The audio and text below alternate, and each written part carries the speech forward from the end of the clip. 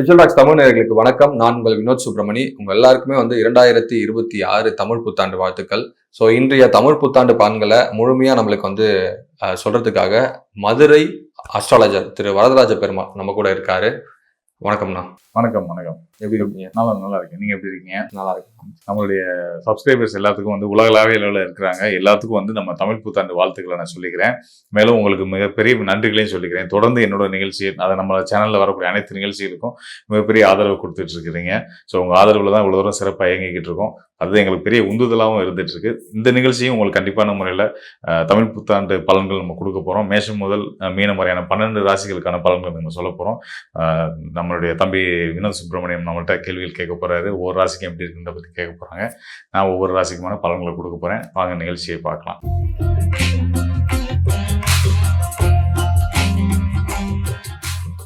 அந்த தாய் அன்புக்கு பெயர் போன அந்த அன்பானவர்கள் அப்படின்னா சொல்லுவீங்களா? அந்த கடக ராசிக்காரர்களுக்கு 2026 தமிழ் புத்தாண்டு எந்த மாதிரியான நற்பலன்களை கொடுக்க போகுது? கடக ராசிக்காரர்களுக்கு மேல எனக்கு எப்பவுமே ஒரு பெரிய பிரியம் உண்டு. ஏன்னா அன்பு தான் சிவம் அப்படின்றது இறை தத்துவம், சிவ தத்துவம், சித்தர் தத்துவம். அதுதான் அதை தன்னோட வாழ்க்கையில் ஒரு ஒரு டிசிப்ளினாக வச்சு வாழ்ந்து இருக்கக்கூடியவங்க யாருன்னா கடகராசிக்காரர்கள் தான். இவங்களுக்கு இந்த தமிழ் புத்தாண்டு, இவங்களுக்கு தான் இந்த தமிழ் புத்தாண்டே பிறக்குதுன்னே சொல்லலாம். அந்த அளவுக்கு நல்ல புது புது மாற்றங்கள், நல்ல விஷயங்கள் லைஃப்பில் நடக்க போகுது. ஜென்மகுரு வரப்போகிறாரு. குரு ஜென்மகுரு பொதுவாக வனவாசத்தில் விட்டுருவாங்க அப்படின்னு சொல்லுவாங்க. அது எதனால அப்படின்னு கேட்டிங்கன்னா, சுபகிரகம் தான். இருந்தாலும் நம்மளுடைய ராமாயணம் கதையில் பார்த்தீங்கன்னா, ராமருக்கு ஜென்மகுரு வந்த காலம் தான் அவர் வனவாசம் போனார். ஸோ அதனால சொல்லுவாங்க. ஆனால் ராமர் ஜாதகமே எல்லார் ஜாதகம் கிடையாதுல்ல. அவர் ஜாதகத்துக்கு எல்லா ஜாதகத்துக்கும் வித்தியாசம் உண்டு தானே. ஸோ அந்த வகையில் ஜென்மகுரு வரும்போது கடகராசிக்கு குறிப்பாக பார்த்தீங்கன்னா பாக்கியஸ்தானத்து அதிபதி அவர் தான். 6ஆம் இடத்து அதிபதி அவர் தான். ஸோ இருந்தாலும் அவர் பாகியஸ்தானம்ன்ற ஒரு நல்ல ஸ்தானத்தை பாகிய அதிபதியாக வர்றதுனால, அவர் ராசியில் உச்சம் பெறுறதுனாலையும் கடகராசிக்காரர்களுக்கு நல்ல மாற்றங்கள் ஏற்பட போகுது. எப்படி ராமர் காட்டை விட்டு போனதுனால பல போராட்டங்களை சந்தித்து திரும்ப பட்டாபிஷேகம் எடுத்துக்கிட்டாரோ, அந்த மாதிரி கடகராசிக்காரர்கள் வேலையில் இருந்திருக்கலாம், வேலையை விட்டு வெளியே வந்திருந்திருக்கலாம், இருக்கிற ஒரு வேலைவாய்ப்பை தேடி போன நாட்டிலேருந்து வேறு நம்ம சொந்த நாட்டுக்கு திரும்ப வந்திருக்கலாம், திரும்ப எப்படி அடுத்த வேலைக்கு போகிறேன், அடுத்த வெளிநாட்டுக்கு எப்போ போகிறேன்னு காத்துக்கிட்டு இருக்கலாம். அவங்களுக்குலாம் வனவாசம் முடிஞ்சு குரு வந்த உடனே அது நடக்க போகுது. கண்டிப்பாக நல்ல வேலை கிடைக்க போகுது. நல்ல ஆசைப்பட்ட மாதிரி, விருப்பப்பட்ட மாதிரி. கடகராசி நீர் ராசி இல்லையா, அதனால் இயல்பாகவே கடகராசிக்காரர்கள் பெரும்பாலும் வெளிநாட்டு போகிற யோகம் உள்ளவங்க தான் போவாங்க. சரி, உள்ளூர்லேயே இருக்க கடகராசிக்காரர்கள் பலன் சொல்லுங்கள் அப்படின்னு கேட்டிங்கன்னா, இப்போ சொல்கிறேன். கடகராசிக்காரர்களுக்கு அஷ்டம சனி விலகிருச்சு. மொதல் விஷயம், அஷ்டம சனி விலகிருச்சு. 9ஆம் இடத்து சனி ஆகிட்டார். 9ஆம் இடத்து சனி பெரிய தொந்தரவு கொடுக்காது. நியாயமானவர் சனி தான். கர்மகாரகன், நீதிமான். அவர் ஞானஸ்தானம் சொல்லக்கூடிய 9ஆம் இடத்துக்கு போயிட்டார். தெய்வ பலம் அதிகரிச்சிருக்குன்னு அர்த்தம். அங்கே இந்த ஆண்டு துவங்கக்கூடிய அந்த நாளில் செவ்வாயும் மேலும் புதனும் சேர்ந்து இருக்கிற 9ஆம் இடம் வலுத்து 9ஆம் இடம். ஸோ நம்ம தெய்வ பக்தியும் இறையறலும் அன்னை ஆதிசக்தியோட ஒரு அனுகிரகமும், இவங்க கும்பிட்றாங்களோ இல்லையோ, அவங்க தன்னோட கடமையை செய்ய ஆரம்பிச்சிட்டாங்க. அன்னையோட அருள் பார்வை உங்களுக்கு கிடைச்சிக்கிட்டே தான் இருக்க போகுது கடகராசிக்காரர்களுக்கு.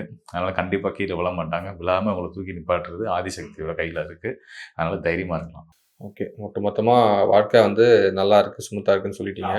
ஸோ இவங்களுக்கு இந்த பொருளாதாரம்னு வரும்போது எந்த மாதிரியான, ஏன்னா பொதுவாக எல்லாருமே பொருளாதாரம் எதிர்பார்ப்பாங்க.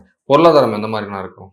கண்டிப்பாக இந்த ஆண்டு முழுமையே சிறப்பாக இருக்கும்ன்றதை சொல்லலாம். இந்த ஆண்டு கொடுக்கக்கூடிய ஒரு அடித்தளமாக எடுத்துக்கிட்டிங்கன்னா, இனி அவங்களோட எதிர்காலத்தில் இந்த அடித்தளத்தில் காலை வச்சு ஸ்ட்ராங்கான ஒரு நிலையில் நின்று அடுத்து வரக்கூடிய எதிர்காலத்துக்கான தேவைகளெல்லாம் கட்டமைச்சிக்கக்கூடிய ஒரு வலு இந்த காலம் தமிழ் புத்தாண்டு கொடுக்க போகுது. காரணம் என்னென்னா, இந்த ராசி கடகராசிக்காரர்களுக்கு தனஸ்தானம் சொல்கிறது சிம்ம ராசி தான். ஸோ அந்த சிம்ம ராசிக்குரிய சூரியன் மேஷத்தில் உச்சத்தில் இருக்கிறார். ஸோ இவங்களுக்கு லாபஸ்தானத்துக்கு அதிபதியான சுக்கிரனும் சேர்ந்திருக்கிறார். சுகபோகங்களை கொடுக்கக்கூடிய சுபிச்சக்காரன் சுக்கிரன், அவர் சூரியனோட சேர்ந்து உச்சம் பெற்ற சூரியனோட சேர்ந்து இருக்கிற நிலையில், அதாவது இந்த ராசிக்கு 10ஆம் இடத்துல இவங்க 2 பேரும் சேர்ந்துருக்காங்க. அப்போ இவங்களுக்கு ஆசைப்பட்ட மாதிரியான தொழில் வாய்ப்புகள், தனஸ்தானாதிபதி சூரியன் அங்கே போய் சேர்றது, சுபிச்சக்காரகன் 10ஆம் இடத்துல இருக்கிறது, இதெல்லாம் பொருளாதார ரீதியாக நல்ல முன்னேற்றங்களையும் நேர்மையான வழியிலையும் நல்ல விதமாக சம்பாதிக்கிறதுக்கான வாய்ப்புகளை கொடுக்கக்கூடிய ஒரு காலமாக இருக்குது. நல்ல தொழில் அமைச்சிச்சுனாலும் நல்ல வருமானம் வந்துடும். நல்ல வருமானம் வந்துச்சுன்னா வாழ்க்கையில் மகிழ்ச்சி வந்துடும்.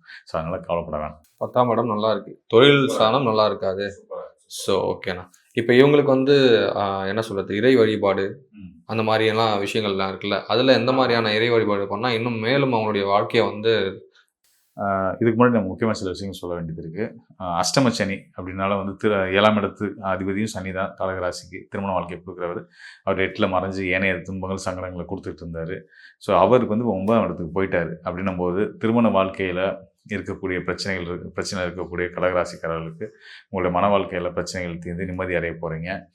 அது போக வந்து பார்த்திங்கன்னா திருமண முயற்சி எடுத்துகிட்டு இருக்கவங்க, சுபகாரியத்துக்கு முயற்சி பண்ணிகிட்டு இருக்கிறவங்க, வீடு கட்டணும்னு நினைக்கலாம். இது மாதிரி பல சுபகாரியங்கள் இருக்கு இல்லையா, இதெல்லாம் செய்யணும்னு நினைக்கிறவங்களுக்கு இதெல்லாம் சாத்தியமாகக்கூடிய கைகூடி வரக்கூடிய ஒரு அற்புதமான காலமாக இருந்துகிட்ருக்கு.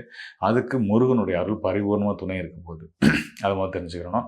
மேலும் வந்து கடன் சார்ந்த விஷயங்கள் இருந்த சிக்கல்களும் விலக போகுது அப்படின்றது சொல்லலாம். அதுக்கு காரணம் 2 விஷயம். ஒன்று, சுபிட்சக்காரன் சுக்கிரன் சூரியனோட சேர்ந்து உச்சம் பெற்ற சூரியனோட சேர்ந்து தொழில் ஸ்தானத்தில் இருக்கிறது ஒரு காரணம். அதுக்கப்புறமா இந்த ஆண்டு துவங்கினதுலேருந்து ஒரு மாதத்துக்கு அப்புறம் வைகாசி மாதம் 26ஆம் தேதி குரு, அதாவது வைகாசி 12 மே 26ஆம் தேதி குரு வந்து ஜென்ம ராசிக்குள்ள வந்துடுவார்.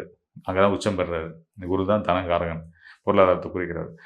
அவர் ராசிக்குள்ளே வர்றதும் நமக்கு வந்து தனி பலத்தை கொடுக்கும், பொருளாதார முன்னேற்றங்களை கொடுக்கும். ஸோ பொருளாதாரம் சீராச்சுன்னா வாழ்க்கையில் எல்லாமே சீராகிடும். ஸோ தைரியமாக இருக்கலாம், சந்தோஷமாக இருக்கலாம். முருகனை பிடிச்சவங்க வாழ்க்கை இனிமையாக இருக்கும். ஓகே, இவங்களுக்கு 100க்கு எவ்வளோ மதிப்பெண்களாக கொடுக்கலாம்? 80. நான் ரொம்பவே சிறப்பாக இருந்தது. இப்போ இதுவும் மேலும் வந்து பார்த்தீங்கன்னா 2026 இந்த தமிழ் புத்தாண்டில் ஒவ்வொரு கிரகங்களும் இருக்கும்ல, டிரான்சிட் இருக்கும்ல, ஆமாம், எந்த மாதிரியான கிரகங்கள் வந்து எங்கெங்கே இருக்கு, இன்னும் கூடுதலாக இவங்களுக்கு எந்த மாதிரியான பலன்களை வந்து கொடுக்க போகுது? நிச்சயமா. இப்போ இந்த ஆண்டு கிரகங்கள் வந்து நம்ம ஆண்டு பலன் எடுக்கும்போது, தமிழ் புத்தாண்டுன்னு வரும்போது வந்து தமிழ் புத்தாண்டு பலன் பார்க்கும்போது ஆண்டு கிரகங்கள் எங்கே இருக்காங்கன்றத முக்கியமாக பிரதானமாக எடுத்துக்குவோம். ஆண்டு கிரகங்கள் நம்ம சொல்கிறது வந்து ராகு, கேது, வியாழன், சனி, இவங்க தான். இதில் ஒரே ஒரு ஆண்டு கிரகம் மட்டும்தான் பயிற்சி ஆகுது, அந்த முன்னாடியே குறிப்பிட்டிருந்தேன். ஸோ அது வந்து வியாழன் மட்டும்தான். வியாழனுடைய பயிற்சி மட்டும்தான் இந்த ஆண்டு இருக்குது. அவர் வந்து மிதுனத்திலிருந்து கடகத்துக்குள்ளே வரப்போகிறாரு. இதில் ஒரு நல்ல விஷயம் நான் கவனித்த இந்த பலன் சொல்கிறதுக்காக நான் வந்து ஆய்வு பண்ணும்போது, பஞ்சாங்கத்தை செக் பண்ணும்போது வந்து பார்த்திங்க அப்படின்னா ஒரு விஷயத்தை கவனித்தேன். இந்த ஆண்டு துவக்கத்தில் இருக்கக்கூடிய கிரகங்கள் ரொம்ப முக்கியம். ஆண்டு துவக்கம் எப்படி இருக்கோ அது தொட்டு தான் அதில் தொடர்ச்சியும் இருக்கும் அப்படின்ற கணக்கில் பார்க்கும்போது ரொம்ப ஆச்சரியமாக இருந்துச்சு. இப்படி ஒரு கிரகநிலைகள் நான் வந்து எந்த ஜாதகத்துலையும் பார்த்ததில்லை. எப்படி இருக்குது அப்படின்னு கேட்டிங்கன்னா, எல்லா கிரகங்களும் தன்னோட சொந்த நட்சத்திரத்தில் இருக்கிறாங்க. அப்போ எல்லாமே ஸ்டேபிள் ஆகி எல்லாத்துக்கும் நல்லது நடக்க போகுதுன்னு அர்த்தம். இப்போ விளக்கமாக சொல்லணும் அப்படின்னா, மேஷத்தில் சுக்கிரன் இருக்கிற நிலையில் தான் இந்த ஆண்டு துவங்குது. சூரியனும் சுக்கிரனும் இருக்கிறாங்க. இதில் சுக்கிரன் தன்னுடைய சொந்த நட்சத்திரமான பரணி நட்சத்திரத்தில் இருக்காரு. அங்கேருந்து 3ஆம் வீடு மிதுன ராசி. மிதுன ராசியில் குரு இருக்கிறார். இந்த ஆண்டு துவக்கத்தில் சொல்கிறேன், முதல் நாள் ஆண்டு துவங்கக்கூடிய அந்த முதல் நாளில் வந்து அந்தந்த கிரகங்கள் அவங்களோட சொந்த நட்சத்திரத்தில் இருக்கிறாங்க. இங்கே வந்து சுக்கிரன் எப்படி பரணி நட்சத்திரத்தில் இருக்காரோ அதே போல் மிதுனத்தில் இருக்கக்கூடிய வியாழன் வந்து அவரோட சொந்த நட்சத்திரம் புனர்பூச நட்சத்திரத்தில் இருக்கார். அவருக்கு அடுத்ததான் சிம்ம ராசியில் கேது இருக்கிறாரு. கேது வந்து தன்னோட சொந்த நட்சத்திரமான மக நட்சத்திரத்தில் இருக்கிறாரு. ஆச்சரியமாக இருந்துச்சு. அதை தொடர்ந்து பார்க்கும்போது அது கேதுக்கு எப்பயுமே எதிர்நிலையில் ராகு இருப்பார் இல்லையா, ராகுவும் சந்திரனும் சேர்ந்துருக்காங்க ஆண்டு துவக்கம் முதல் நாளில் ஏப்ரல் 14ஆம் தேதி.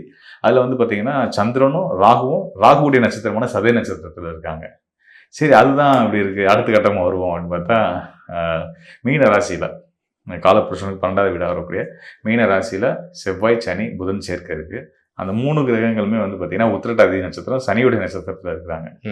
பயங்கர அபூர்வமாக இருந்துச்சு. இப்படி ஒரு கிரகநிலையை நான் இதுவரைக்கும் என்னோட 22 வருஷ சர்வீஸில் வந்து இப்படி ஒரு கிரக அமைப்பை நான் பார்த்ததே கிடையாது. ரொம்ப ஆச்சரியமாக இருந்துச்சு. சரி, ஆனால் ஏதோ நல்லது நடக்க போகுது அப்படின்னு மட்டும் எனக்கு மனப்பூர்வமாக உணர்ந்துக்க முடிஞ்சிச்சு. ஓகே. ஸோ எல்லா கிரகமும் தன்னோட சொந்த நட்சத்திரத்தில் இருக்கிறது ஆட்சி பலம் பெறுற மாதிரி அர்த்தம்.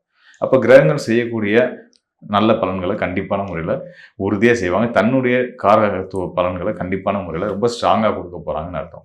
அப்போ கவனிச்சு பாருங்கள், மிதுனத்தில் இருக்க குரு அடுத்து பயிற்சியாகி கடகத்துக்குள்ளே வந்தால் கூட முதல்ல அங்கே இருக்கிற நட்சத்திரம் புனர்பூசம் 4ஆம் பாதம். அவர் உச்ச பலம் பெற்று நிற்கக்கூடியதுமே வந்து பார்த்தீங்கன்னா அவரோட சொந்த நட்சத்திரம் நிற்க போகிறாரு. ஸோ தொடர்ச்சி அந்த ஆண்டு தூங்குதுலேருந்தே வந்து நல்ல நல்ல விஷயங்கள் வந்து நம்ம வாழ்க்கையில் நடக்க போகுது அப்படின்ட்டு தெரிஞ்சுக்கலாம். உலகளாவிய அளவிலேயே வந்து பார்த்திங்கன்னா பல நல்ல விஷயங்கள் நடக்க போகுது. ஏற்கனவே இந்த போர் பதட்டம்லாம் நடந்துருக்கு வளைகுடா நாடுகளில். இதை பற்றி நம்ம ஆரம்பத்தில் சொல்லியிருந்தோம். நம்ம ஏற்கனவே பழைய காணொலிகளில் மாத பலன்கள் பற்றி பேசும்போது கூட நம்ம பேசியிருந்தோம்னு நினைக்கிறேன். அதாவது குரு அருள் பார்வை இருக்கிறதுனால இது உலகளாவிய போராக போகாமல் சின்ன லெவலில் முடிஞ்சிடும். போர் வராதுன்னே நான் சொல்லியிருந்தேன். அதே மாரி போர் வந்திருக்கு. ஆனால் அது வளைகுடா நாடுகளுக்குள்ளேயே தான் இருக்கே தவிர்த்து உலகளாவிய போராக மாறல. ஏன்னா அது இந்த அமைப்பு வந்து பார்த்தீங்கன்னா கொரோனா காலத்தில் இருந்த கிரக யுத்தத்தோட கடுமையான கிரக யுத்தம் அதெல்லாம் தவிர்க்கப்பட்டிருக்கிறது காரணம் வந்து குருவுடைய பார்வை அப்படின்றத நான் பார்க்குறேன். அதான் நான் ஏற்கனவே சொல்லியிருந்தேன் நான் உங்களுக்கு. ஸோ அந்த வகையில் குருவுடைய பார்வை வந்து இந்த கிரக யுத்தத்தில் இருக்கக்கூடிய கிரகத்துக்கு இருந்துருக்கனால இந்த போர் சூழலுமே தணிஞ்சிடும். இப்போ கிரகங்களும் பிரிவு ஏற்பட்டு அடுத்தடுத்த ராசிகள் நகர்ந்துட்டாங்க. அதாவது புத்தாண்டை ஒட்டி நகர்ந்துருவாங்க. அதுக்கப்புறம் வந்து நல்ல பலன்கள் மட்டுமே தான் நடக்க போகுது. எல்லார் மனசுலையும் அமைதியும் நிம்மதியும் சந்தோஷமும் வந்துடும். இதெல்லாம் ஒரு பக்கம் இருந்தாலும் கண்டிப்பாக எல்லாருக்கும் எல்லா கிரகங்களும் நல்ல பலன், நவகிரகங்களும் நல்ல பலனை கொடுக்க தயாராகிட்டாங்க. இது வந்து கோச்சார அடிப்படையில் சொல்லக்கூடிய பலன்கள். நீங்கள் வந்து மக்கள் வந்து நிறைய குழம்பிக்கிறாங்க. அதாவது ராசி அடிப்படையில் நம்ம இங்கே காணொலியில் பேசிடுறோம். ஏன்னா அதுவாக தான் ராசியை தான் பொதுவாக எடுத்து பலனாக நம்ம சொல்ல முடியும், கொடுத்துட்றோம். இங்கே தனிப்பட்ட ஜாதகத்துக்கும் ஒரு வேல்யூ இருக்குது. ஒவ்வொருத்தருடைய ஒவ்வொரு மிதுன ராசிக்காரர் இருப்பாங்க, அவங்களுக்கு தனிப்பட்ட ஜாதகம் இருக்கும். அந்த ஜாதகத்தில் கிரகங்கள் குரு முதற்கொண்டு ஏனைய மற்ற கிரகங்கள் சனி, ராகு, செவ்வாய், சூரியன், பஞ்சபூத கிரகங்கள், ஒளி கிரகங்கள், நில கிரகங்கள் அவங்களோட நிலையெல்லாம் இருக்குது. அவங்க பிறந்த நேரத்தின் அடிப்படையில் தசாபுத்தின்னு ஒரு கணக்கெல்லாம் இருக்குது. ஸோ இதெல்லாம் பார்த்து தான் வந்து இப்போ நடப்பு தசாபுத்தி வந்து அவங்களுக்கு யோகமாக இருக்கா இல்லை கவனமாக இருக்க வேண்டிய காலகட்டமா அப்படின்றலாம் தெரிஞ்சுக்கணும். அப்படின்னா அதாவது நான் தெளிவாக சொல்கிறேன், மீண்டும் சொல்கிறேன், கோச்சார அடிப்படையில் ஒவ்வொரு ராசிக்குமே ரொம்ப சிறப்பாகவே இருக்குது.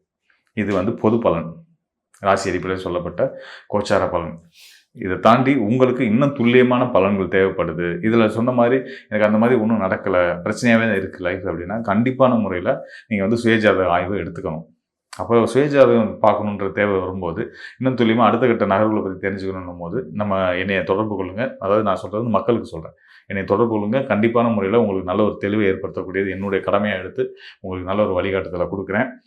மீண்டும் வந்து உங்களுக்கு நான் வந்து இந்த தமிழ் புத்தாண்டு வாழ்த்துக்களை சொல்லிக்கிறேன். இந்த ஆண்டு வந்து உங்களுக்கு எல்லா வகையிலையும் உங்களுடைய நல்ல நோக்கங்கள் எல்லாமே வெற்றி ஆகணும் அப்படின்னு நான் இறைவனை வேண்டி விடைபெறுகிறேன். ஓகே, நான் ரொம்ப இந்த தமிழ் புத்தாண்டு பலன்கள் ரொம்பவே எல்லாருக்கும் பயனுள்ளதாக இருக்குண்ணா. ரொம்ப ரொம்ப நன்றிண்ணா. நன்றி, மிக்க மகிழ்ச்சி.